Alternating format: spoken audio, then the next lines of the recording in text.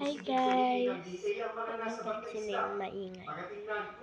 Okay, so kanina nagbibigayan kami ng mga friends ko. Ito yung binigay.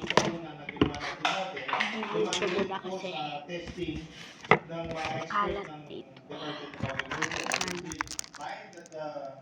The fish are fit for human consumption, So yun. then pwede po natin i-deliver ulit para makatulong sa ibigay natin sa mga tao na nangangailangan. Doble. Sinabi naman ng DA na hindi sa West Philippine Sea na huli ang mga isda na una nang nagbigay ng mga lehitimong import permit at iba-ibang isda ang DFAR at DA.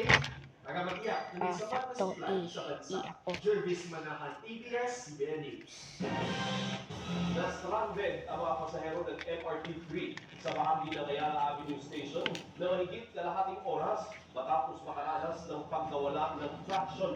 Ang unang pagkakatren ng tanghali, patuloy bumawi sa isang tren na magkaroon ng problema ang pagod. Maayos naman ito nahila patungo sa Santolan Station kung saan isa sa ilalim sa mas masusing inspeksyon. Ligtas din na ilipat ang mga pasahero sa sumunod na tren at agad din nakabalik sa normal ang operasyon ng MRT. Last natin. From Kim to Ella. Okay. BB cards or ano. Cute.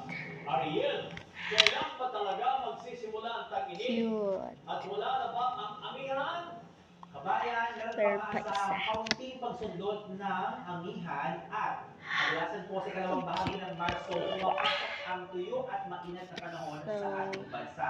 Kung titignan po yung nakalipas na limang taon sa pagitan ng March 15 at March 26, nagdeklara ang pag-asa ng pagsisimula ng tag-init mula po yan 2020 hanggang 2024. Bukas, araw ng Martes, tayo maabot po sa 42 degrees.